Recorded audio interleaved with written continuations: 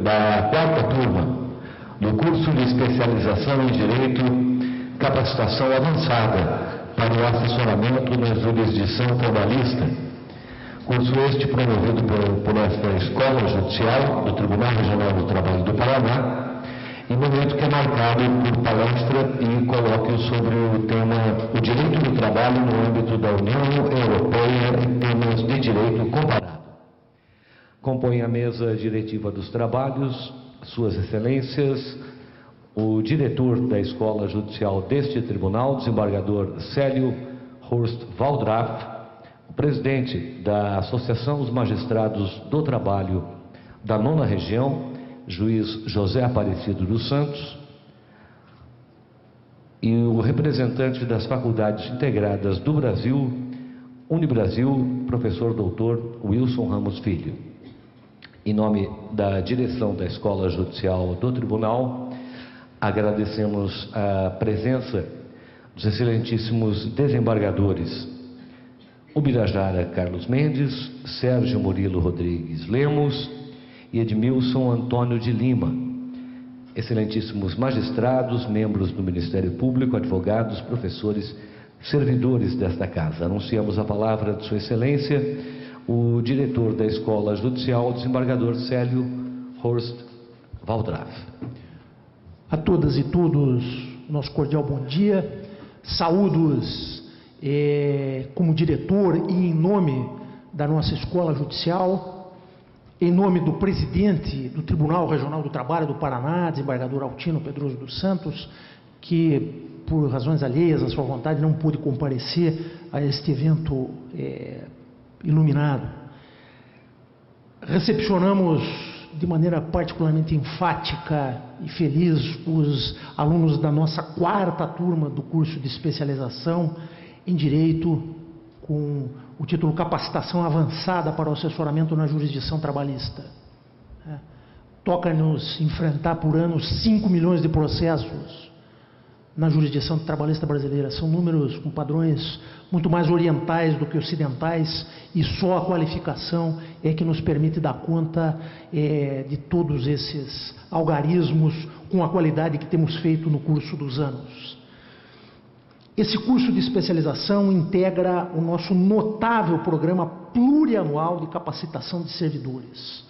Um programa ambicioso e que é referência para todas as escolas judiciais, tanto da área trabalhista quanto de outras áreas, em todo o nosso país, mercê da missão constitucional que nos foi delegada pela Emenda Constitucional número 45.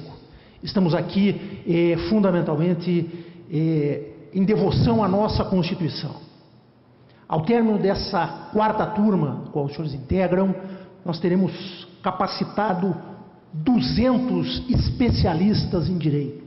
Um número absolutamente notável, sempre com a direção e a batuta qualificada e afetuosa do professor Leonardo Vieira Vandelli, colega extraordinário e que, com este protagonismo, merece a gratidão de todos os magistrados, de todos os servidores e operadores jurídicos do Paraná e do Brasil.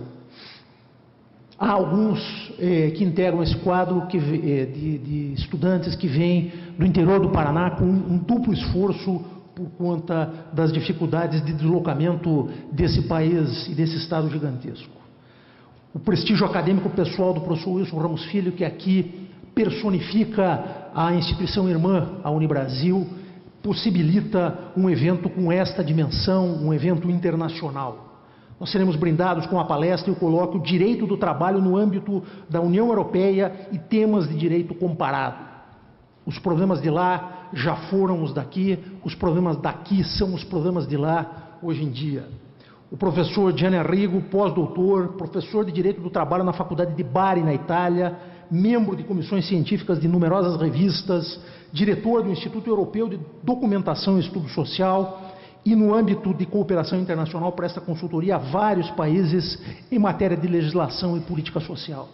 Os professores Wilson Ramos Filho e José Imarlo Guércio são advogados de extremo destaque no âmbito nacional, tanto nos tribunais quanto no Tribunal Superior do Trabalho e mesmo no Supremo Tribunal Federal. São pensadores do direito do trabalho que se distinguem entre os mais expressivos do Brasil, inclusive com destaque em uma área que se ressente até hoje de certo prestígio, mesmo em nosso ramo, que é o direito sindical. Agradecemos imensamente aos presentes e concluo essa abertura passando de imediato a condução da atividade ao colega José Aparecido dos Santos, que representa nossa AMATRA, a Associação dos Magistrados do Trabalho da Nona Região, que também se coirmana nesta empreitada tão ambiciosa. Muito obrigado a todos pela presença. Uma breve referência aqui, o Dr. Célio já fez uma apresentação do professor Gianni Arrigo, mas eu gostaria antes disso de mais uma vez comemorar junto com vocês esse curso de capacitação que está sendo realizado pela nossa Escola Judicial com o apoio da Unibrasil, indispensável da Unibrasil e da AMATRA, um esforço conjunto das três instituições. E eu creio que nós temos algo de muito sólido a comemorar, porque com essa turma nós teremos formado aproximadamente 200 especialistas em direito. Eu acho que esse é um número expressivo que nós devemos comemorar, é um esforço enorme que o nosso tribunal está fazendo, e eu acho que é algo que tem que ser destacado e lembrado.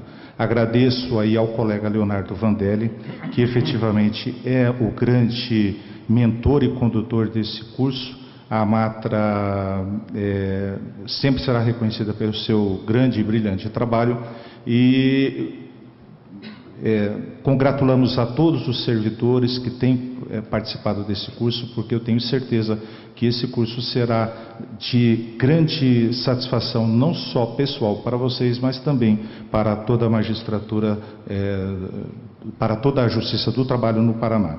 Então, eu passo a palavra agora ao professor Gianni Arrigo, que fará a sua palestra. O professor Célio já adiantou, o professor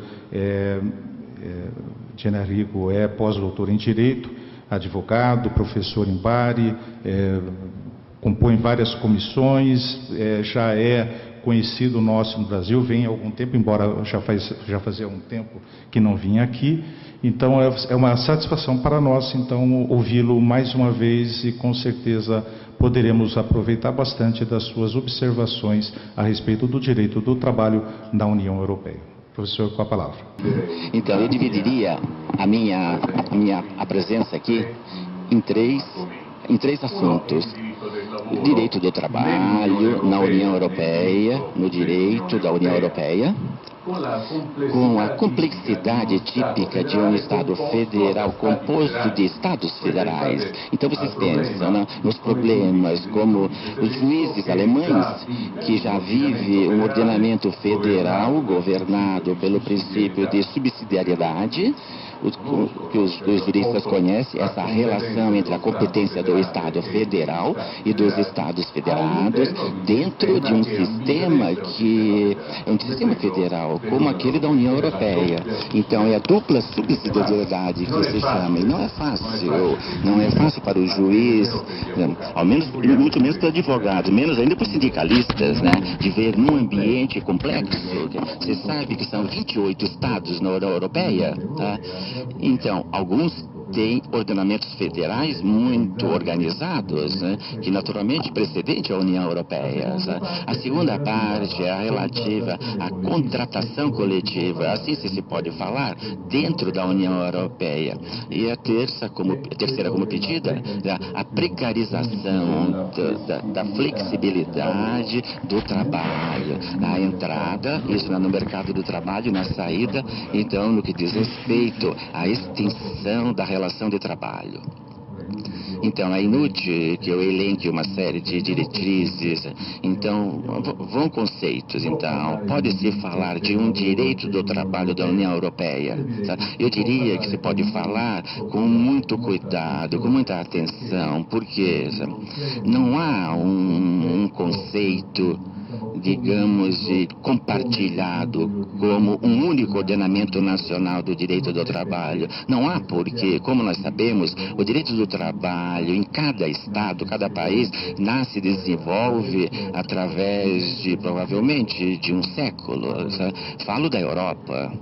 Mas, então, os reflexos que depois tiveram a contaminação dos direitos europeu e o norte-americano sobre outros países, então fez com que os transplantes de normas e institutos ocorreu de modo forte, muito formal, sem estar a fazer atenção às funções. E o direito do trabalho e os institutos devem desenvolver. Esse é o problema. Então, o direito comparado, para retomar a noção do nosso colega, é um direito que examina essencialmente as funções dos institutos e não a forma no qual essas se organizaram, porque de outro modo seria uma comparação abstrata e não uma comparação útil para o nosso direito, para o direito do trabalho. É um direito que voltado à tutela do princípio do trabalho e das organizações sindicais, e não ao contrário,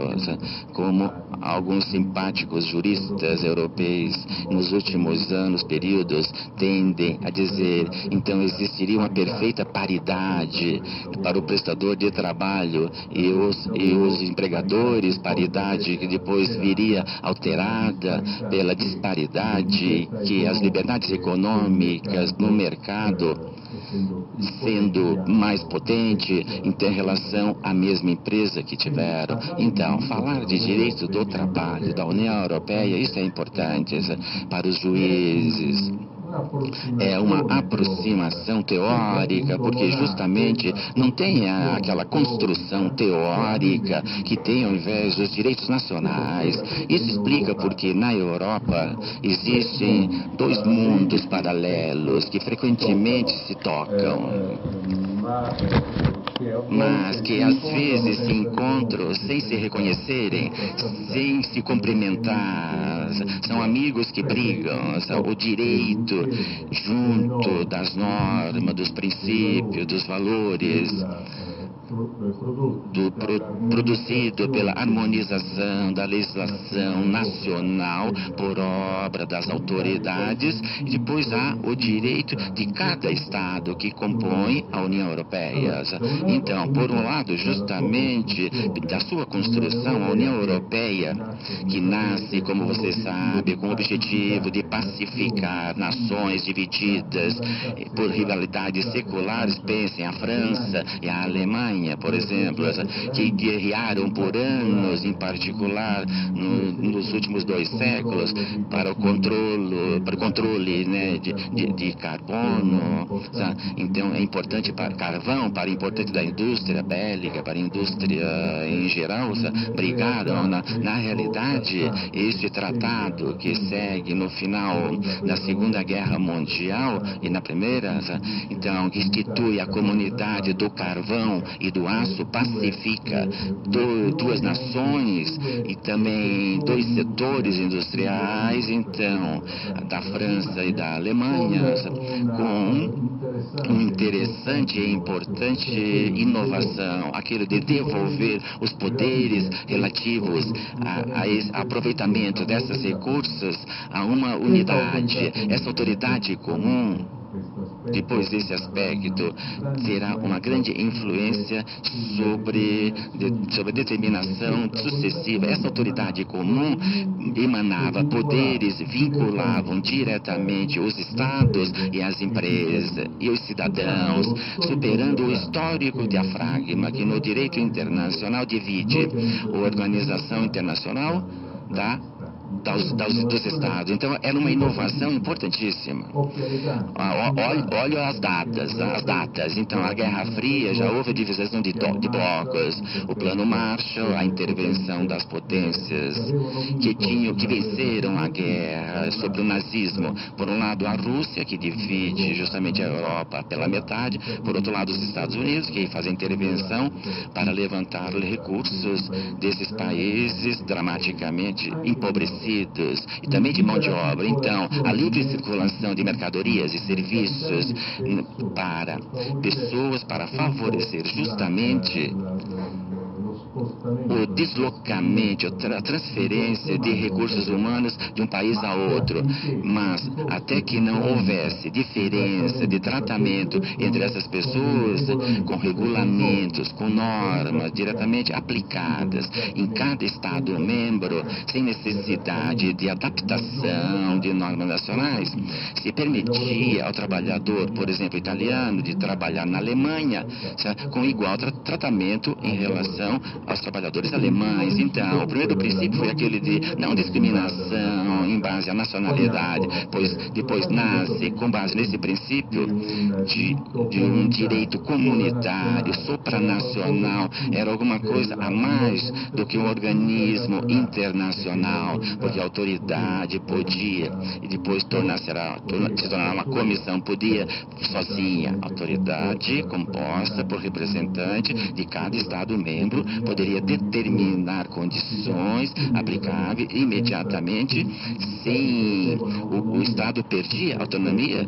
sobre essa decisão, sobre a livre circulação, podia determinar condições de trabalho válida para todos os trabalhadores dos membros originários.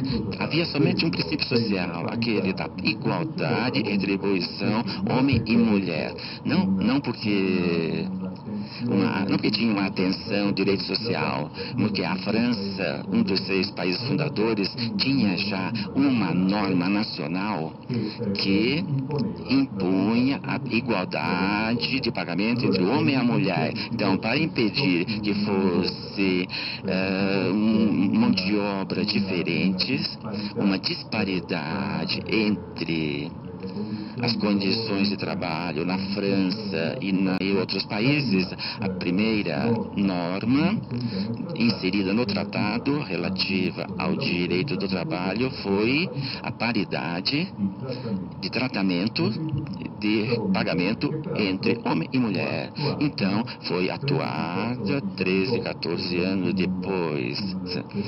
Então, durante o percurso que o princípio da igualdade de tratamento ocorreu 13, 12 anos depois. Nos anos sucessivos, há um paradoxo. As normas melhores em matéria de proteção do trabalho foram adotadas em períodos de crise econômica. Então, no dramático período do choque do petróleo, que interessa muito a Europa por causa do aumento do preço do barril 73, 75, para impedir justamente que a transformação do trabalho consequente a esse problema do petróleo determinasse disparidade de tratamento entre vários países, foram emanadas uma série de diretrizes. Então, é interessante notar que as diferenças em relação a hoje, num período de grande crise econômica, a comunidade europeia intervém em matéria de direito do trabalho. Então, se adotam diretrizes em matéria de igualdade de tratamento, homem e mulher, diretrizes que procuram de harmonizar as condições de licenciamento coletivo nas empresas interessadas na crise de estruturação, nas diretrizes que harmonizam as normas nacionais em matéria de transferência de empresas consequente à crise e diretrizes que harmonizam normas em matéria de insolvência dos empregadores. Então, um período muito crítico da economia europeia e também período mais crítico da integração europeia, porque a Europa se alarga para acolher países que saem da ditaduras como a Grécia, a Espanha e Portugal, outros que desejam fazer parte desse grande mercado comum. Nos períodos de crise políticos e econômicos, aumentam as garantias dos trabalhadores e se procura de envolver sindicatos para adquirir um consenso social às normas pessoas que aparecem. Mas não se pode falar naturalmente de um direito do trabalho, porque enquanto a livre circulação circulação de mercadorias, serviços e pessoas e capitais é regulada por regulamentos, por normas imediatamente eficazes em cada país membro, matéria de direito do trabalho intervém com diretrizes, que são normas que têm uma eficácia não horizontal, não comprometem nas relações entre privados, mas são verticais, por isso obrigam o Estado a dar aplicações às normas das diretrizes para conseguir um efeito útil, isto é, para que as diretrizes conseguissem objetivos e os objetivos para o qual foram adotadas. Então, aqui entra em jogo a atividade dos juízes, porque, como vocês podem entender, são diretrizes não ditas aos outros. Então, os regulamentos são diretrizes que vão aplicadas pelos estados com uma certa autonomia por parte deles, mas sem impedir objetivos, mas são diretrizes que remetem, no que diz respeito à contratação coletiva, às práticas e aos ordenamentos nacionais de contratação coletiva. Então, é claro que, em relação à diferença dos vários ordenamentos nacionais antes desta fase, tem uma certa harmonização, mas não há uma uniformização, não há um direito único, como em matéria de livre circulação. Existem direitos nacionais que são menos conflitivos, porque são obrigados a conseguir aquele objetivo. Por exemplo, em caso de demissão, o empregador é obrigado a informar preventivamente o representante dos trabalhadores, é obrigado a procurar um acordo com eles para encontrar soluções, é obrigado a informar a autoridade competente em matéria de mercado de trabalho para que procure intervir para sustentar situações de crise. Então, como vocês veem, são direitos que, pela sua atuação, requerem o consenso social, requerem a participação social, o envolvimento dos representantes dos trabalhadores. Mas, uma vez que um Estado membro tem o seu ordenamento nacional em matéria sindical, das suas normas, digamos, a aplicação, a efetividade destes direitos é a interpretação do juiz nacional. Em caso em que o juiz nacional não seja de acordo, não chegue a uma interpretação, adote uma interpretação em conformidade ao direito da União Europeia, ao qual vincula o nacional, e o juiz se recorre à Corte de Justiça da União Europeia em via prejudicial. Em via prejudicial, remete-se à Corte Constitucional para resolver o problema de legitimidade. Então, quando o direito social europeu se faz mais complexo, então o papel do juiz torna-se mais complexo em dois níveis: o juiz ordinário nacional e o juiz da União Europeia.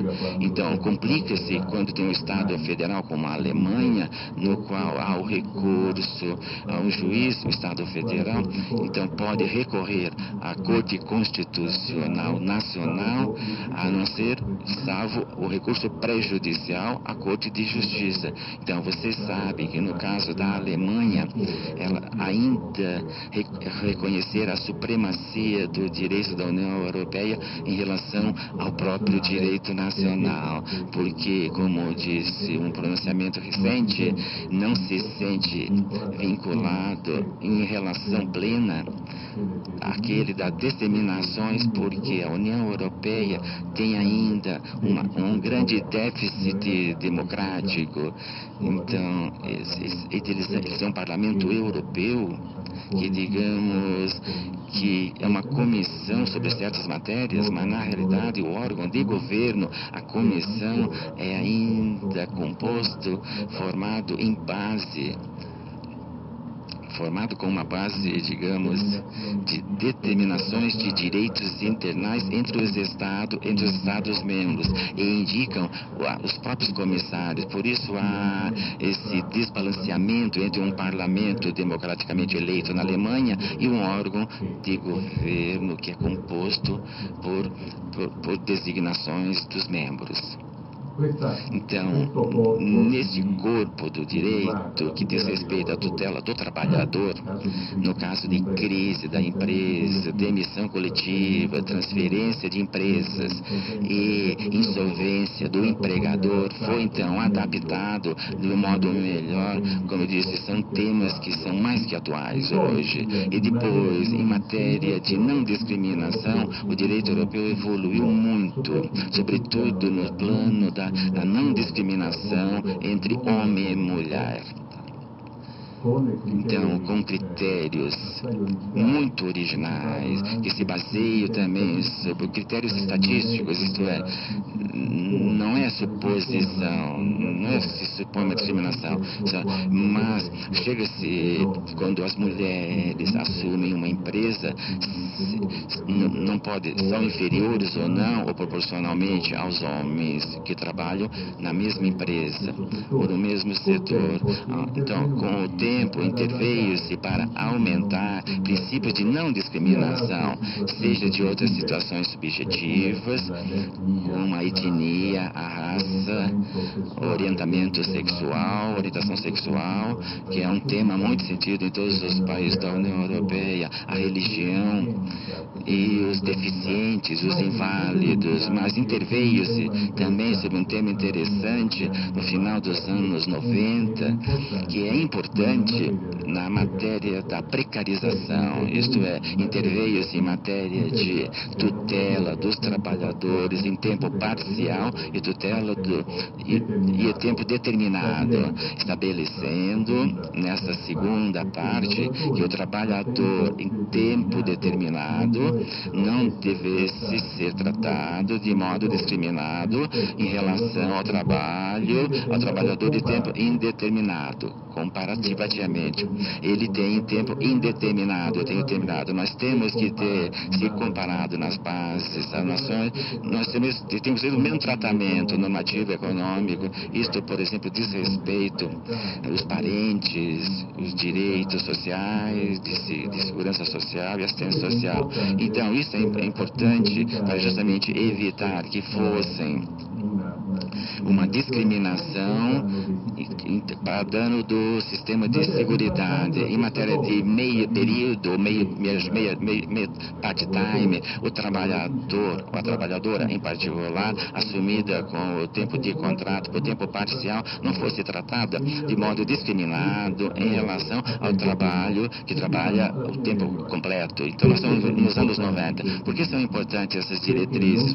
Porque não somente tocam temas relevantes, valores sociais, mas porque foram produzidos através da contratação coletiva europeia. Então, isto abre uma fase nova e interessante do processo de formação das normas do direito do trabalho europeu.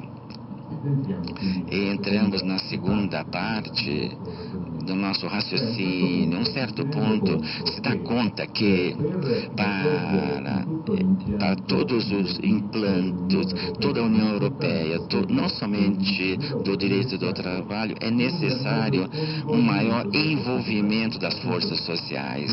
Então, aqui falamos dos anos 90 e 2000, 90, 2000. É uma década que recuperou uma parte da crise econômica dos anos sucessivos e se prepara à moeda única e se prepara a um sucessivo grande ampliamento da União Europeia. A União passa de 6, 8, 10, 12, 15 países por muito tempo e depois, em consequência da queda do Muro de Berlim, do fim da divisão dos blocos, a necessidade de abrir a Europa para os países que europeus não eram antes da queda do muro, da Segunda Guerra Mundial. Então, de 12, 13 países, depois entraram mais nesses 10 anos. Então, todos os países do ex-bloco soviético, mas isto, o que traz? Antes de tudo, um outro aspecto, trata-se de países que não só têm sistemas sociais, de segurança social, serviços sociais, educação e contratação coletiva e direitos sindicais muito diversos, diferentes entre eles, mas eles têm completamente diferente dos 15 países que no tempo foram reconhecidos como União Europeia. Então, o mesmo problema teve a Alemanha com a reunificação. Outro dia eu li na Folha de São Paulo como ainda entre os países, depois de 25 anos, há diferenças de pagamento, de tratamento econômico entre os velhos estados da Alemanha do Oeste e os da Alemanha comunista e oriental.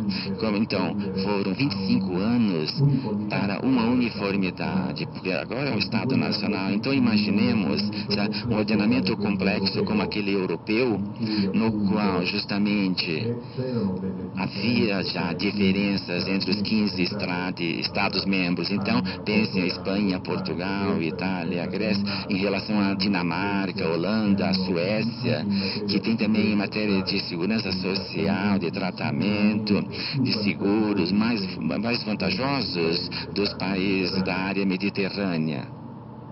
Então, pense 12 países nos quais foi desmanchado o Estado Social, todos os países da área oriental, da União Soviética. Então, com um padrão de excelência, pense na educação, na formação universitária, era padrão. Pensem na formação de técnicos e engenheiros, então produz uma imigração dos países do leste, fez países do oeste. Então, em vista dessa grande ampliação, é necessário o quê? Pensar naturalmente numa nova classe. Então, pensar numa Constituição Europeia, na qual os direitos sociais deveriam ter um papel importante. Então, pois nessa perspectiva de uma moeda única, representa a anomalia de ser uma moeda única sem um Estado político único. Então, uma moeda única então serve para todos os Estados, mas aqueles que satisfaçam ou que tenham condição, parâmetros. 18, 19 países em 28, 18 fazem parte da eurozona, digamos assim, dos euros, e os outros 10 estão ainda fora do euro, com diferença de autonomia, de balanço, de orçamento dos vários Estados-membros. Então, refletem determinações em matéria econômica e política econômica de cada Estado-membro. Nós voltamos ao discurso. Necessidade, portanto, de passar de uma comunidade econômica a uma união política através de uma Constituição na qual fossem enunciados direitos fundamentais, entre os quais um núcleo de direitos sociais do trabalhador. Então, no fim dos anos 90, todos os países, a Comissão e o Parlamento, então, para escrever uma Constituição Europeia através de um sistema novo. Então, uma convenção de experts, talvez de cada Estado-membro, que redige um projeto, uma Constituição Europeia e junto um projeto de Carta de Direitos Fundamentais da União Europeia. Assim dita Carta de Nice, que foi escrita em ano 2000. Em 2000 não tem ainda um valor vinculante, somente uma declaração solene que depois, em 2007, com o Tratado de Lisboa, adquire uma força jurídica igual à qual do tratado.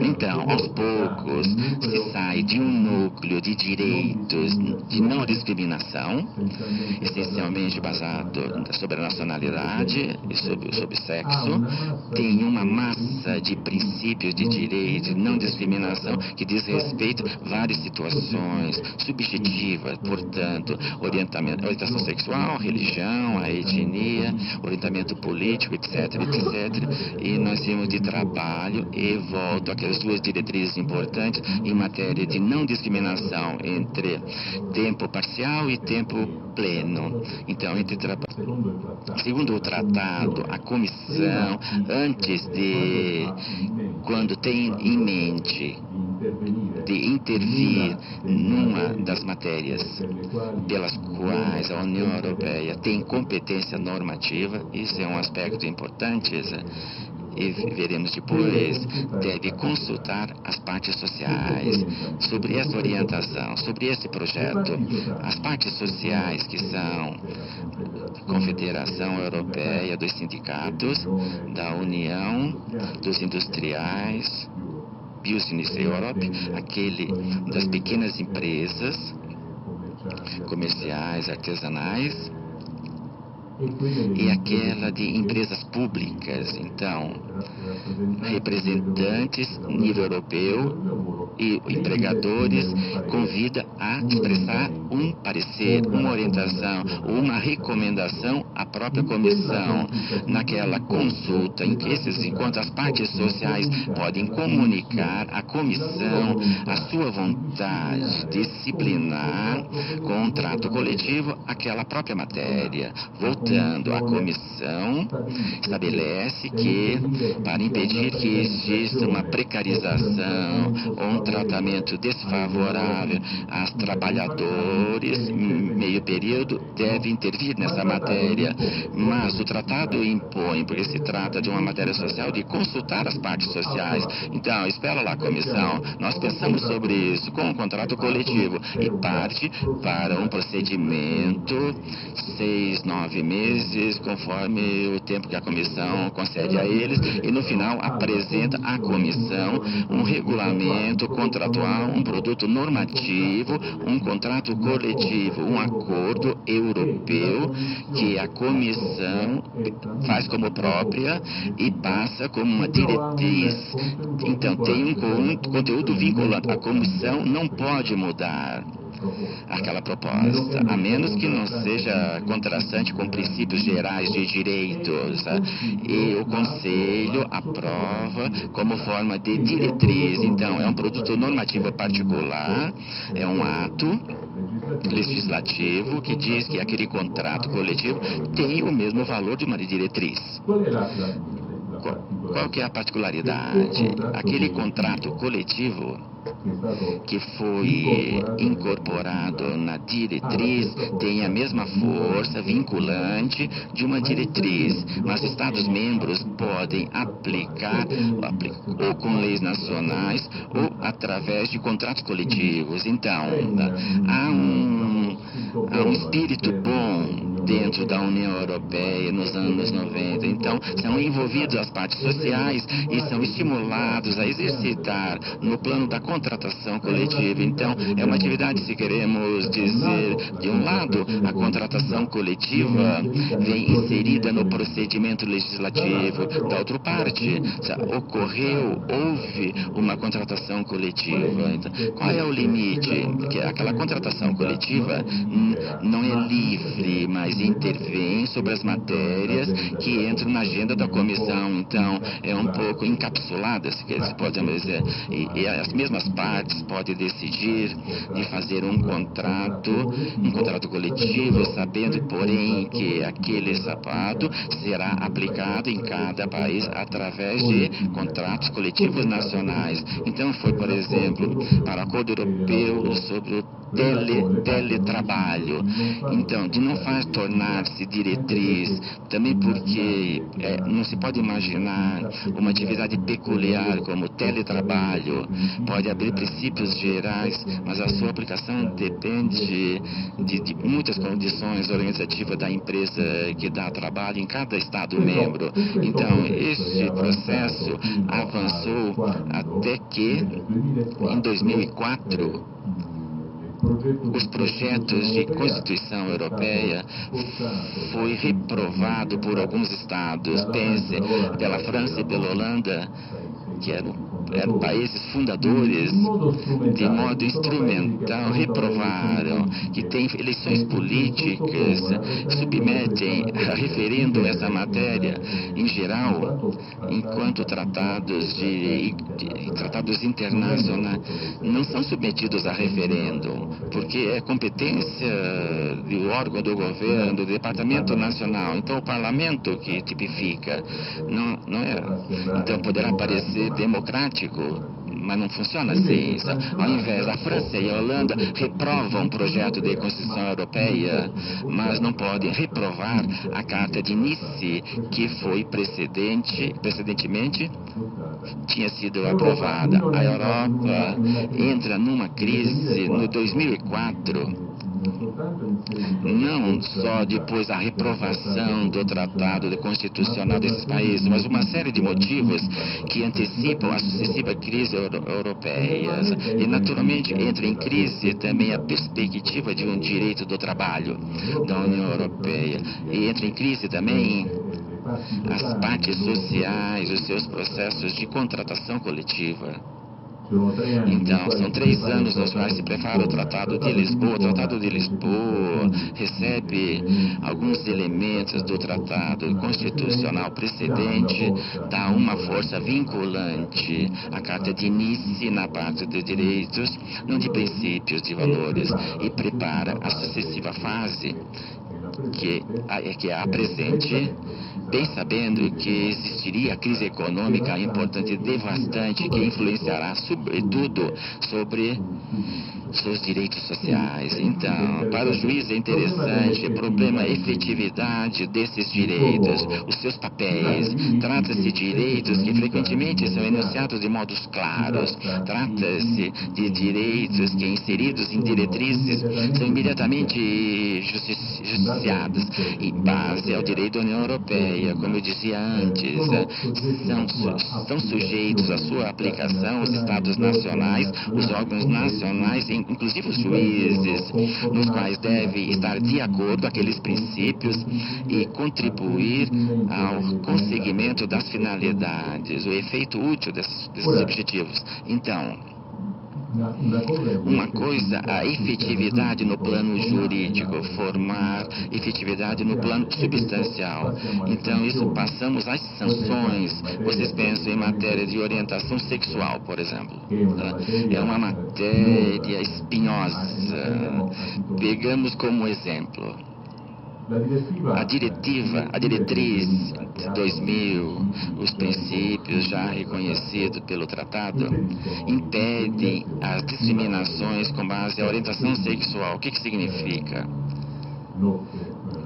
Casamentos entre homossexuais, uniões civis que têm efeitos sobre o seguro social, a pensão, a aposentadoria. Então, são fatos, não são poucos, são importantes sobre as relações. Então, para evitar de reconhecer direitos previdenciários, então se requer a autonomia do Estado membro quanto ao Estado de família. Então, nós não reconhecemos o matrimônio entre homossexuais, porque julgamos que o nosso ordenamento tutela somente união heterossexual. Então, não reconhecemos a aposentadoria, a pensão de segurança social ao cônjuge, ao parceiro de um casal homossexual. Então, acontece, porém, em matéria de orientação sexual, se proíbe também um comportamento que se traduz numa declaração. Por exemplo, um empregador romeno, um manager, o dono de um time de futebol, eu não contratarei um término pesante, né? Eu não vou contratar um jogador homossexual. Então, recorre para sancionar esse comportamento. Mas o direito sueco prevê uma sanção, o romeno não. Então, são sanções diferentes em cada país. Tá? Então, digamos que sobre esses aspectos, quanto à sanção, é necessário a sensibilidade do juiz para aquele direito ser tornado efetivo. Então, permanece um enunciado. Então, transferimos esse problema no plano do direito do trabalho. Se as sanções permanecem só em 28 países, é claro que as empresas têm interesse de investir nos países multinacionais, nos países onde o direito da União Europeia esteja aplicado mais leve, a participação, a parte social do contrato coletivo inferior, a taxa de sindicalismo é mais baixo, a contribuição social são menores e, sobretudo, não existem sanções em caso de violações das normas de lei. Então, dois eixos: não existe parte social organizada, não tem uma contratação coletiva eficaz, não há uma tutela no plano social. Sim, é verdade que cada país pode recorrer à Corte de Justiça para condenar cada Estado singular em caso de não observação das normas europeias, através do ressarcimento do dano. Então, tem uma responsabilidade extracontratual, porém isso significa pagar um bom advogado, esperar 2, 3 anos, etc. Então, não tem tanto interesse do trabalhador de fazer essa prática. Então, o papel do juiz, a parte social, o papel dos advogados, as organizações de interesse, um papel de comitês, de organizar, que dão assistência às partes mais fracas, mas, sobretudo, a importante necessidade de organização sindical estruturadas presentes, sobretudo no local de trabalho, que podem dar assistência ao trabalhador e que podem dar assistência à parte mais fraca. Então, isso requer a necessidade de um sistema, de uma organização sindical de contratação coletiva, quanto menos semelhantes em todos os países, um nível de contratação coletiva de setores, um nível de contratação coletiva de empresa, uma representação nacional, uma representação nível empresarial e reconhecimento dos direitos sindicais de todos os países com um caráter, digamos, de homogeneidade, e depois reforçar as organizações sindicais europeias.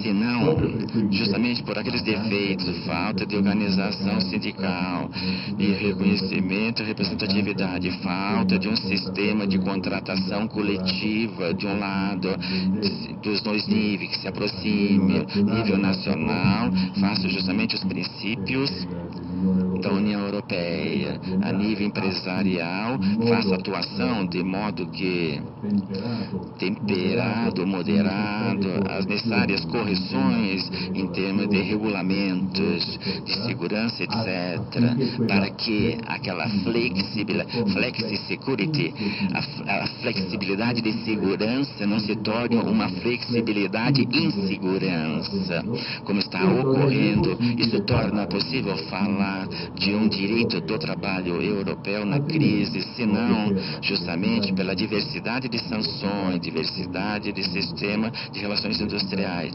diversidade de contratações coletivas dos representantes, favorece um shopping de mão de obra que as empresas vão investir, as empresas nacionais se desloca para onde o custo do trabalho é inferior, no país que é menor, e isso vem uma desvalorização do trabalho. Não podendo o trabalho desvalorizar a moeda, desvaloriza o trabalho para atrair capitais estrangeiros. Então, vocês veem um bonito direito formal construído com trabalho, porque não foi fácil. Pensem, 28 Estados-membros, 26, conseguir frequentemente alcançar a maioria para conseguir conseguir atingir aquele resultado normativo, então formalmente aceitável, anche ser criticado em alguns pontos, mas em todo caso com fundamento, o direito de não discriminação nos vários setores cresceu muito na União Europeia, graças às experiências, às traduções de países de grande tradução, liberais, sociais-democráticas, que puxaram países como o meu país, por exemplo, muito atrasado no plano de reconhecimento da paridade, por exemplo, sobretudo entre homem e mulher. Então, agora na Itália, a taxa de participação das mulheres no trabalho é baixo, mesmo em consequência da falta de serviços sociais. Então pense você que na Itália, estranho, fecham as creches, a mulher que trabalha, a não ser que tenha uma família atrás, que possa cuidar das crianças, não faz filhos, não se casa. Então nós temos uma discriminação substancial em relação à bela forma que tem de uma diretiva que tem em outros países mais desenvolvidos. Então, se há uma discriminação da mulher, a mulher não pode certamente se dirigir ao sindicato, mas o sindicato não pode fazer nada, uma situação de disparidade, se não faz uma pressão política, mas o governo, por sua vez, tem interesse de pensão, de finanças, então tem uma desregulamentação. Então, chega-se a esse último resultado que se chega. Essa parte que é verdade que existe, é agradável aos juristas, mas é necessário, portanto, chegar a um controle da legislação social que impeça a precarização. E como se faz? Se faz naturalmente, antes de tudo, reforçando o papel da contratação coletiva em cada país singular. Então, reforçar significa que existam já estruturas sindicais, que exista uma contratação coletiva. Hoje não se pode imaginar. Então, se reforça lá onde exista, mas há um problema, o problema da taxa de sindicalização. A taxa de sindicalização é diretamente proporcional também ao número de trabalhadores estáveis, que tendencialmente estáveis, ou trabalhadores que têm perspectiva de entrar no mercado de trabalho através de uma formação profissional ou de qualificação. Então, o problema é, por um lado,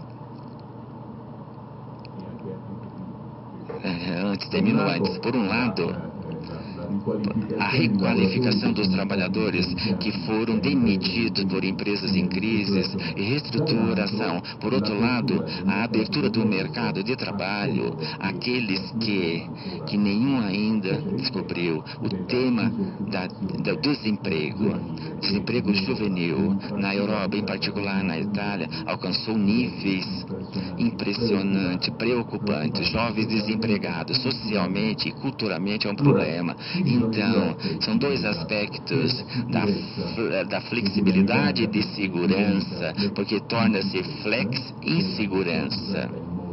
Então, usado de modo muito, ou pensando somente, digamos, a compatibilidade econômica e de orçamento. E, por outro lado, a tentativa de criar a ilusão, oportunidade de trabalho. Essa é a tendência itáliana, reduzindo a tutela do trabalhador. Isso, se vocês pensarem como juristas, é um absurdo teórico, também prático. Se eu reduzo as tutelas em matéria de demissões para o trabalhador, eu não crio trabalhos no lugar, porque hoje é impossível criar trabalhos. Então, o que eu crio? Eu crio um com desvalorização jurídica. Então, eu crio um princípio segundo o qual, aos poucos, o empregador pode mandar embora, demitir, sem justificativas. Então, o que sem justificação objetiva, uma demissão? Então, a demissão ocorre a uma escolha discricional autoritária do empregador.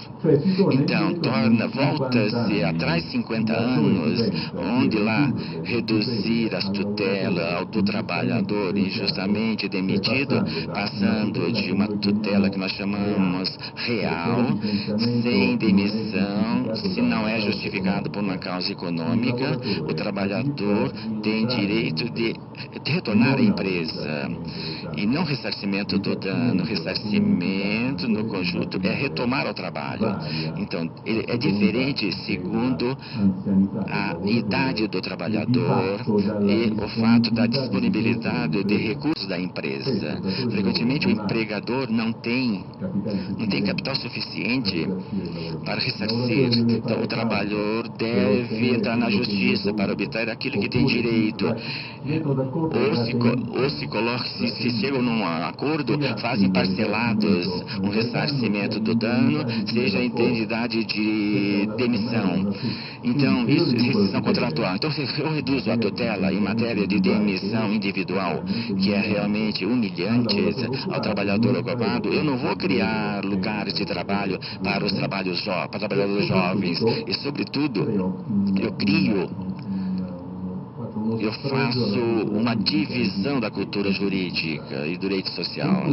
Eu concluo dizendo que essa desregulamentação conduz à afirmação por parte de muitos legisladores da necessidade de tirar a tutela de qualquer tipo aos jovens trabalhadores contratados. Para o jovem trabalhador na União Europeia, até 40 anos é jovem na União Europeia. São todos formados, fizeram 150 master, 8.000 cursos de especialização, conhecem 16 línguas, são pai de 15 crianças, amantes de 17 homens ou mulheres, mas fazem todas as maratonas de New York e correm em Nova York. E são sempre jovens. São considerados jovens e são contratados como aprendizes da ESA. Então, isso é paradoxo. É melhor, segundo o legislador Durman, e que os juízes sejam bem fortes e os sindicatos se acordem no âmbito dos seus projetos para a União Europeia. Então, a nível europeu. Bom sono a todos.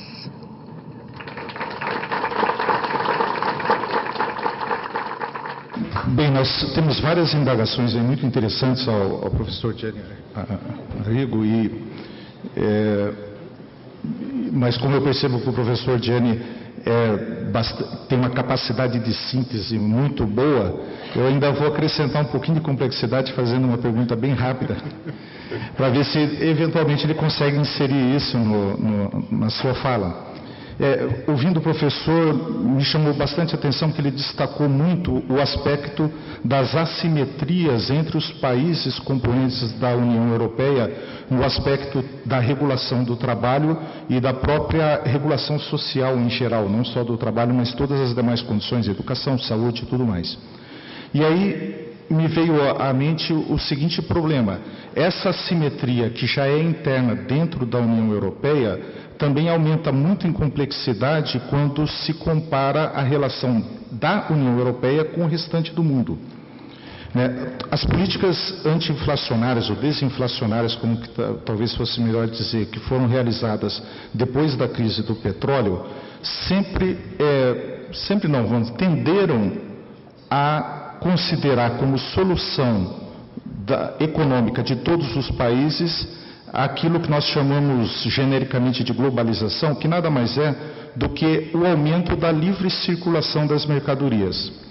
E livre circulação de mercadoria aqui, não só mercadoria no sentido de produto acabado, mas principalmente daquilo que são as principais mercadorias do capitalismo, que é o próprio capital, ou seja, livre circulação de capital e livre circulação de matéria-prima, que é o fundamental. Então, vamos aumentar a circulação de não só de produtos acabados, mas principalmente de capital e de matéria-prima.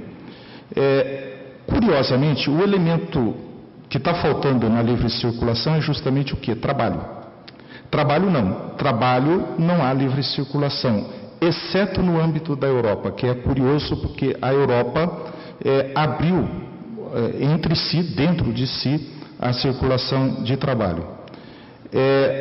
Toda discriminação, me parece, e vários autores já estudaram isso, tem de alguma forma, direta ou indireta, relação justamente com o sistema econômico. Porque a mulher não é discriminada porque é mulher, a mulher é discriminada porque dentro do sistema é necessário baixar custo. O negro não é discriminado desde sempre. O negro foi discriminado a partir da modernidade, a partir do momento em que era necessário retirar a mão de obra a baixo custo.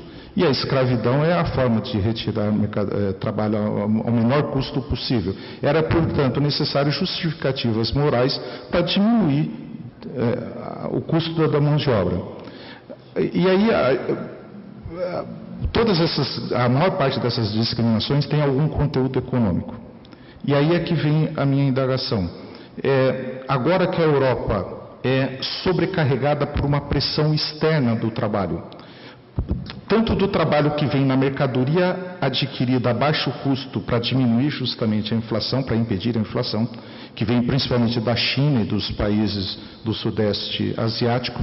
O que a Europa faz, na verdade, é importar trabalho dentro dos seus produtos acabados, e por isso a chamada desindustrialização europeia, como também, e mais significativamente ainda, a entrada dos extracomunitários, como se costuma dizer na Europa, ou seja, a pressão de vinda, principalmente de africanos para dentro da Europa, gerando uma pressão enorme dentro do sistema.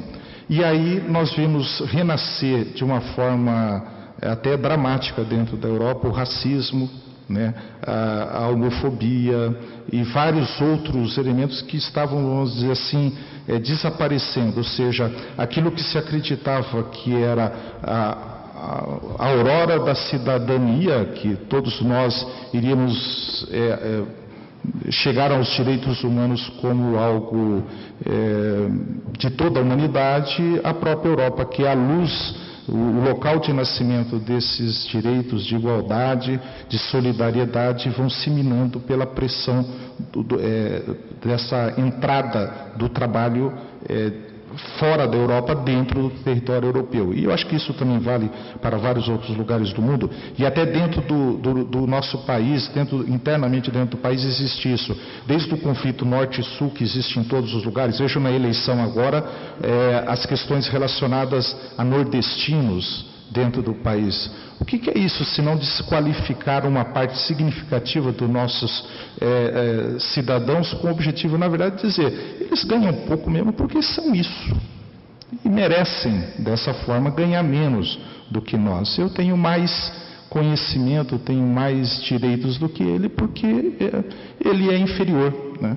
Então, a minha pergunta é, será que ainda existe risco na Europa do fechamento? Se fala de vez em quando em sair da União Europeia, a gente sabe o quanto isso na verdade é quase impossível depois da União Monetária, mas sair da União Europeia, o fechamento, será que há possibilidade de acabar esse processo de abertura que se pensava que ia abrir inclusive para o livre trânsito de trabalho?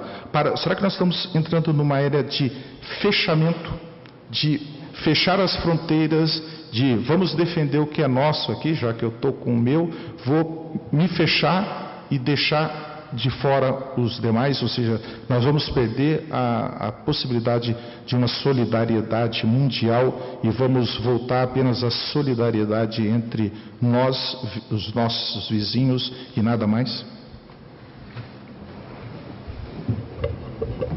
Com a palavra então, professor Geno Rigo, para suas considerações. Quando arriva una direttiva, prendono la parte migliore per loro della direttiva e un anno dopo la cambiano completamente. Oppure nel momento in cui la applicano, regolano il diritto nazionale.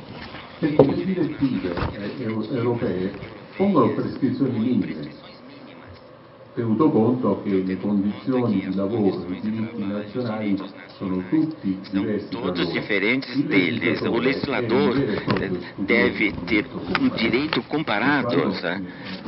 Então, quando adota uma proposta de diretiva, faz um monitoramento, faz uma análise das várias legislações nacionais, faz um monitoramento da sua aplicação no momento e depois faz uma proposta e procura de não punir os países mais avançados e de fazer crescer o nível dos países novos, especialmente aqueles que entraram por último, são aqueles países que vêm os 12 que faziam parte do bloco soviético ou do sul do Mediterrâneo, que têm legislações sociais muito pouco protetivas, ou não tem legislação que favorecem ou sustentam os sindicatos na contratação coletiva. Então, adotam prescrições mínimas e diz, é preferível que melhorem essas prescrições mínimas, mas não podem piorar no momento de receber essas diretivas, porque isto é proibido diminuir esse mínimo. Então, os juízes têm que controlar efetivamente para que não haja essa regressão. Então, cláusulas de não regresso, que é um princípio do direito da União Europeia. Isto é, manter uma cláusula distante. Tem que ser mantido na legislação nacional o mínimo, porque a harmonização é fazer crescer. Então, são menos protetivos, mas é melhor manter as mínimas protetivas. Então, foi ilustrado aqui, anteriormente, pelos nossos colegas aqui, isso pode ir bem numa situação de não em crise, não crise econômica, não concorrência entre estados, de não concorrência entre ordenamentos, mas no momento em que há crise, cada ordenamento, especialmente aquele mais com apetite de investidores, ou retardar o recebimento dessas diretivas, ou aproveitar da sua recessão, né, e passar, né? Então, ver outras causas, vá para a conta de justiça que, exceto alguns incidentes em matéria de direito individuais, se mostrou muito atenciosa. Por que se mostrou muito atenta? Porque há essa característica no nosso direito europeu, no que diz respeito a direitos sociais individuais, que são prevalentemente direitos civis, a cultura jurídica é muito mais, no norte da Europa, muito mais avançada do que a nossa. No que diz respeito ao direito social dos trabalhadores, na nossa cultura mediterrânea, é muito mais avançada. Por isso se realiza uma perfeita sincronia, sinergia entre todos. E chegamos como um certo ponto, então no pleno da crise dos anos 70, se chegou a uma grande legislação protetiva dos trabalhadores. Chegou-se, sobretudo, então era recordado por Xixo, essa força de legitimação, retonificar o capitalismo, um certo ponto, de um modo muito inteligente, do ponto de vista deles, julga que tem que fazer para capturar, mantendo uma cota de poder dentro do governo. Isso para nós, para não sermos excluídos do campo das decisões importantes na economia e na política. Mas, então, entre outras coisas, foram anos que na Europa, nos anos 70 eu falo, foram ondas de protestos de renovação social e econômica, mas foram três importantes ditaduras. Ditadura na Espanha, só acabou com a morte de Franco, a ditadura de Portugal e depois na Grécia. Foram tentativas de golpes de estados. Então, por o capitalismo, no fundo, não interessa tanto uma forma da democracia, nem mesmo a democracia. O importante é manter no contexto em transformação com todo o poder. Por isso, efetivamente absorve os pedidos e graças ao fato que a nossa Constituição, a Constituição italiana, é um compromisso entre três grandes correntes de pensamento, a comunista, a socialista, comunista socialista e a católica progressista e a liberal, um compromisso liberante, né, que está na base da nossa Constituição, faz de modo que os princípios de trabalho da República Italiana é fundada sobre o trabalho, a igualdade serve para permitir ao trabalhador de participar na vida econômica e social do país. Artigo 4, direito ao trabalho, e depois é importante o mesmo artigo 41, se diz a iniciativa econômica privada é livre, se diz ela, porém, não pode se voltar em dano à sociedade, prejuízo à sociedade. Então, nessa base, se chegou a escrever o Estatuto dos Direitos dos Trabalhadores e a tutela real do trabalhador em caso de demissão injustificada, justamente porque a liberdade, a iniciativa privada, a discricionalidade do empregador em matéria de trabalho, de organização do trabalho, deve ser temperada pela intervenção de representantes dos trabalhadores. Em matéria de demissão, deve levar em conta a dignidade social, a dignidade do trabalhador, dos direitos do trabalhador. Por isso, não pode demitir do modo que quiser, não pode um movimento de cabeça, não pode demiti-lo sem uma justificativa social, que se traduz numa justa causa ou um motivo justificado. São motivos objetivos. Não posso botar você para fora. Então, eu não posso demiti-lo sem um motivo. E o juiz deve verificar que haja um motivo justificado. Isso é importante.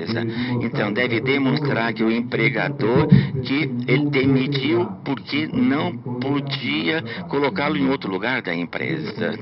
Então, vocês veem como somente com base de reivindicações sociais, compromissos sociais, evolutivos, que está na base da Constituição,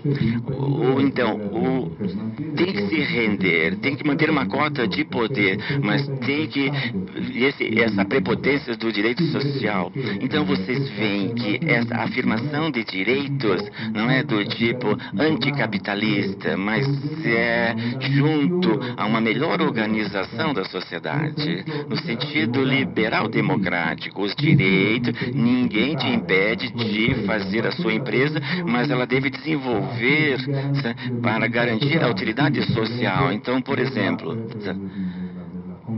na contratação de salários, os salários devem ser tais, como diz o artigo 36 da Constituição, de garantir ao trabalhador a existência livre e digna. E como as pensões são medidas ao salário pagos, aos salários que se recebe, também as aposentadorias devem garantir uma existência livre e digna.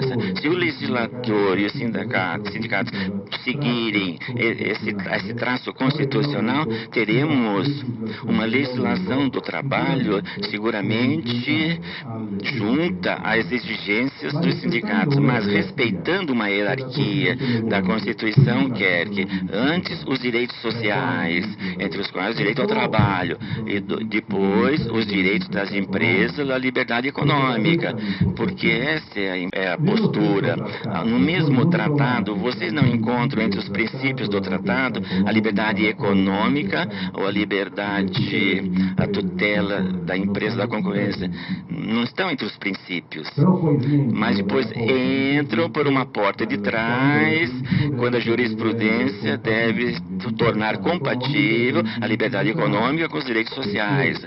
Por quê? Porque a Carta de Nice coloca os direitos sociais sobre o mesmo plano. Então, cancela essa hierarquia, fazendo um discurso jurídico, mas compartilhando a opção dos meus colegas. Eu digo que somente com base na base jurídica, substancial, é necessário que cada ordenamento se afirme uma hierarquia de princípios e de valores, porque se são todos colocados no mesmo plano, é claro que a empresa não deve respeitar a sua iniciativa, a utilidade social. Por que tem que desejar? O que é utilidade social?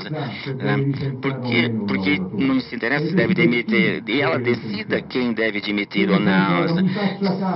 Se eu demito, vai entrar na justiça, eu encontrarei um acordo.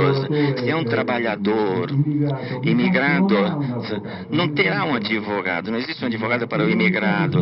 Em todo caso, então há 3 graus de justiça, então não me interessa, porque depois eu pedirei ao governo de intervir e a sustentar estas minhas opiniões. Então, chega uma legislação, regulação de cláusulas que deve ter de não regresso. Os sindicatos tornam-se, infelizmente, o convidado de pedra. Então, além de gritar a Don Giovanni que deve ir para o inverno, não deve ir, mas Don Giovanni, segundo a interpretação clássica, onde que é o inferno, e ele vai tranquilamente, e depois ele surge na representação próxima. Não é que fizeram só uma representação de Don Giovanni, são 50 anos que faz o Don Giovanni, né? Vai e retorna, sabe? Mas o sindicato de pedra continua sempre ali. Então, este é o problema. O problema é como deixar lá embaixo o Don Giovanni. Sabe? O Don Giovanni, na parte que tem que se aproveitar a vida, então, no seu servidor, o que ele dá? Dá os ossos. Então, ele se comer ali no teatro não pode. Então ele faz se vestir como um patrão quando lhe interessa. Então, saindo dessa metáfora de Don Giovanni, então, sobre re-regulamentação, é verdade que não é uma desregulamentação, é uma re-regulação, porém, ela também é uma desregularização de princípios constitucionais. Então, torna-se um momento em que há uma ruptura do precedente, então, constitucional. Ou quando há necessidade, conforme as várias fases de crise, de ciclo, se não de reescrever a Constituição, é muito perigoso reescrever, muito perigoso, sabe? Se não de adotar normas que tenham uma igual dignidade constitucional em relação, como foi, por exemplo, na Itália, com o Estatuto dos Direitos dos Trabalhadores, que é uma lei ordinária, mas enquanto aplicativa de princípios constitucionais tem um valor quase constitucional, que é importante para orientar a interpretação dos juízes. Não é uma lei qualquer, é uma lei que, na parte em que aplica os princípios constitucionais de dignidade, liberdade sindical, liberdade de expressão, então tutela do trabalhador, tutela da dignidade do trabalhador, presença dos seus representantes no lugar de trabalho, atividade desses representantes, como no ordenamento alemão, em uma negociação contínua,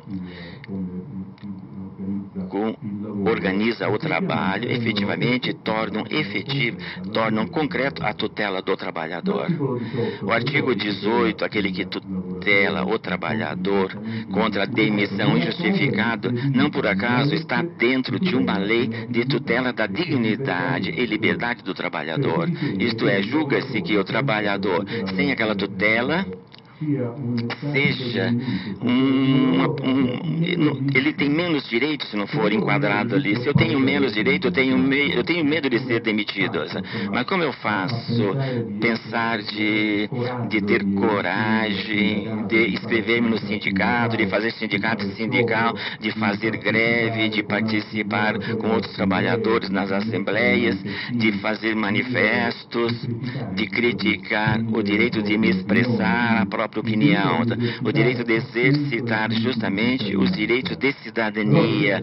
Então, vocês veem, estão estritamente ligados e, de fato, no mesmo texto existe os direitos de liberdade de expressão, o direito de não ser controlado, o direito de não ser controlado na vida particular, privada, o direito de que efetua-se certas garantias, mas os direitos de constituir representantes sindicais no seu lugar de trabalho, mas também a tutela real, a tutela, isto é, o direito de não ser demitido senão por justa causa ou por um motivo justificado que torne impossível a execução, a não ser a verificação por parte do juiz do fundamento deste motivo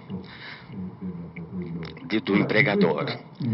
Então, dessa simbiose, sinergia, chegou-se à Carta de Nice. O legislador que escreve a Carta de Nice, o artigo dedicado à solidariedade, diz: todos os trabalhadores têm direito contra a demissão sem justa causa, de acordo com o direito da União, a legislações e práticas nacionais, mas coloca esse direito à proteção contra a demissão em uma série de artigos que concernem o direito à informação, à consulta do trabalhador na empresa, o direito de contratação coletiva e de greve, o direito de acesso a serviços, de empregos, condições de trabalho justo, equitativo. Então, vocês veem, se mesmo em forma menor em relação, mas vale do Estatuto dos Trabalhadores,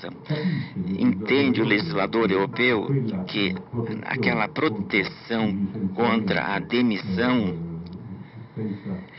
sem uma causa justa é parente muito ligado dos direitos coletivos. Então, justamente, Imar dizia que o direito do trabalho individual não pode ser separado do direito coletivo do trabalho, porque ambos estão são pilastros do direito do trabalhador em sentido próprio.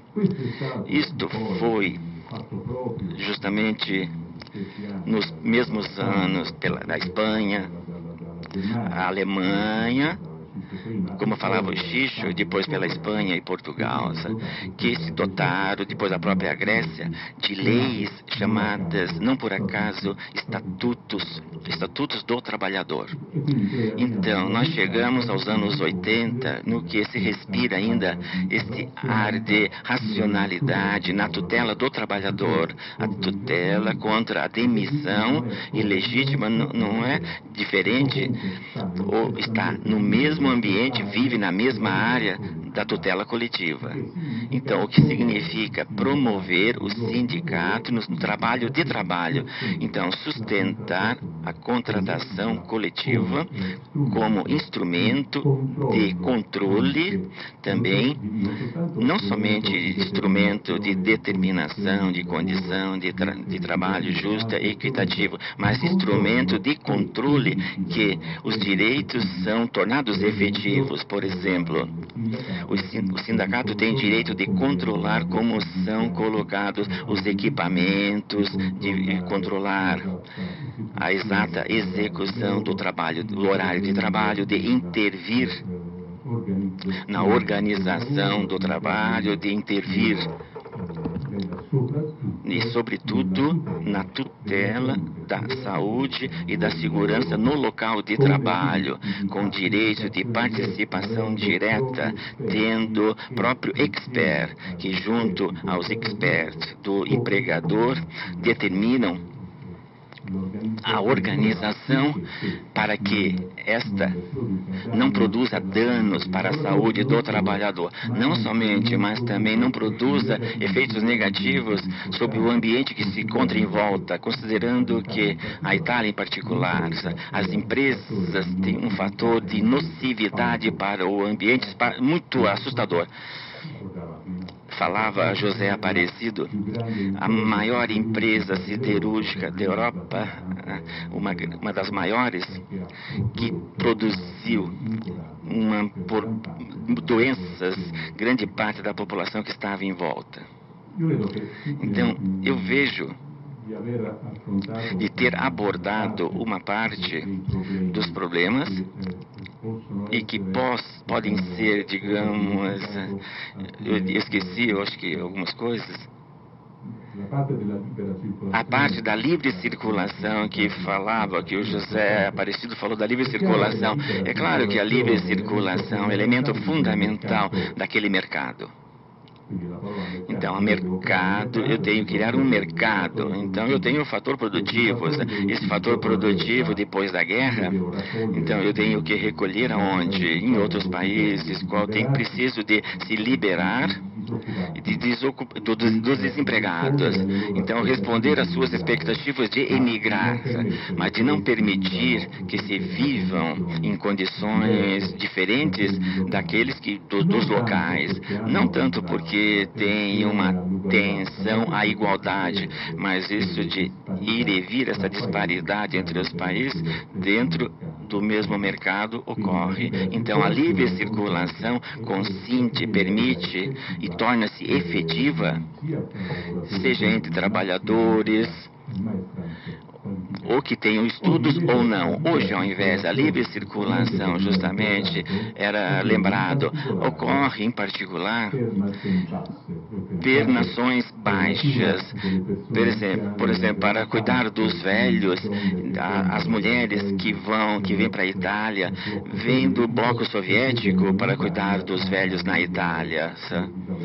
Então, vem aliviar os problemas das pessoas velhas na Itália. É típico da falta de atenção da Itália aos serviços sociais. Por isso, cada um tem a sua ajudante. Eu sempre propus 2 ajudantes de condomínio. Então, ganhariam muito, sabe?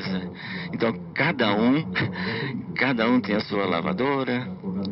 Então, aquele que vai na academia, que cuida da academia.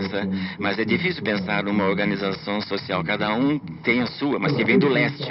Então, este é um campo de maior de circulação. Então, depois, há aquela clandestina, que é maciça, no sentido que, pela atual lei, então, ineficaz ainda bem, muitos clandestinos que escapam dos países em guerra ou com muita fome, atravessam a Itália para chegar a país onde possam encontrar uma melhor ocupação. Num país como a Itália, que jamais, como dizia Paulo, nunca cuidou do progresso, teve-se um retrocesso, uma regressão cultural.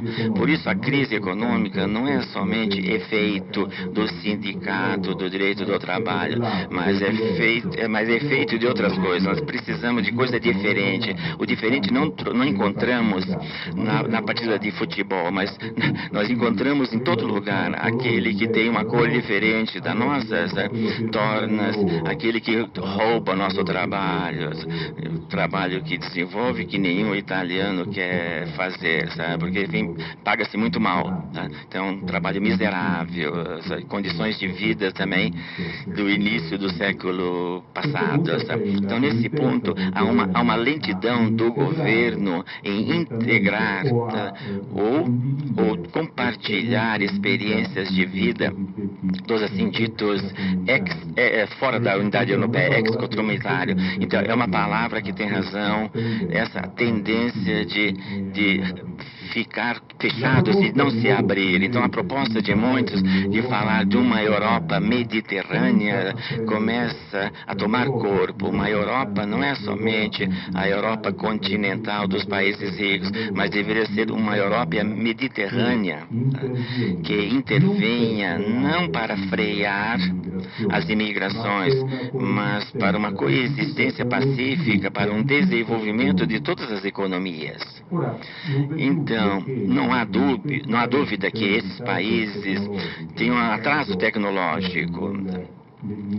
Então, os investimentos são menores, precisariam de atividades. Então, pensa-se somente nas atividades para preservar, não o clima mundial, que é impossível, mas o ambiente, o Mediterrâneo.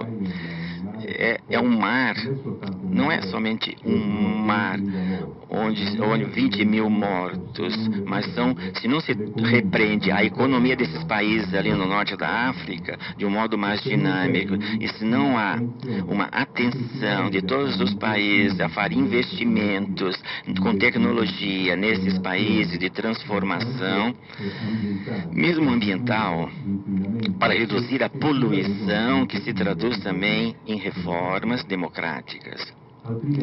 Senão, há uma política de fechamento em relação ao diverso, ao diferente, que não é coerente com a relação que os imigrantes dão ao produto interno bruto italiano.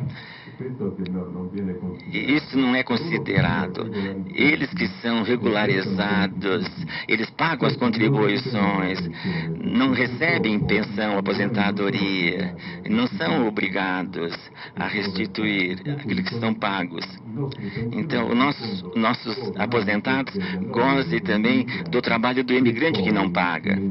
Então, depois os políticos de referência, então, utilizam aqueles que roubam o trabalho de vocês e contribuem para a crise. Então, é um atraso cultural. O que pode fazer o legislador? Pode fazer muito e não faz, porque o custo ligado à educação, ao inserimento, são cortados, como o Chicho recordou. Então, são insensatos, não tem sentido. Eles não querem disseminar políticas, eles querem cortar. Então, que são elegantemente, são de racionalização das despesas, são cortes desses serviços sociais. É claro que o direito do trabalho sofre as consequências desta política disseminada, na parte em que eu concluo já. Antes que você me escreva que está me faltando pouco tempo aqui. Sabe? Então, serve para servir a contratação coletiva a essa ideologia da redução dos custos de trabalho. Por que uma ideologia? Não debate a ideologia do sindicato. A ideologia é aquele do empregador ou do governo que julga que para sair da crise, quem tem que pagar? Não somente o trabalhador, que o custo mas toda a sociedade vai ter que pagar. Então, toda a sociedade com extrema privatização dos serviços sociais deixa mais empobrecida culturalmente, antes que materialmente. Então, refazer isso é muito difícil, sabe? Quando entra na consciência de todos e também de alguns sindicatos, aquele mesmo que eu deixei sindicatos, em todo caso, esses acordos de re-regulação são necessários para ressanar a economia e para dar trabalho aos rapazes. Precisa reduzir, então, a tutela, a maior parte, na realidade, são, sem pensar que muitos problemas poderiam ser resolvidos com intervenções no setor da justiça. Eu quero dizer, se o processo do trabalho dura pouco e chega-se logo a uma definição da controvérsia, é muito mais fácil estabelecer se uma demissão é justa ou não, é justificada ou não. Então, a dramatização diminui. O problema é quando, para estabelecer se a demissão é justa ou não, coloca 6, 7 anos. Isso atinge o trabalhador. Então, esses são São fatos que os sindicatos, por muito tempo, julgou que ter responsáveis de tornar-se, ou de fazer acordos de regulações coletivas, modulações, então, de precarizações, usa-se adaptabilidade, flexibilidade, são termos vários que se usam. Tutela crescente, essa estupidez de contratar com uma tutela, é um que entra para tirar a roupa para entrar na piscina. Em nome da Escola Judicial, agradecemos novamente a presença do professor Tiane Arrigo, do professor Wilson Ramos Filho, do professor José Inácio Logércio, a presença de todos vocês aqui presentes, magistrados, servidores, alunos. Nós desejamos que esse curso seja profícuo e muito de bom proveito para todos vocês e agradecemos o convite à Escola Judicial em nome do Dr. Lourival Barão, que se encontra aqui presente. O agradecimento nosso pelo convite, pela presença dessa mesa.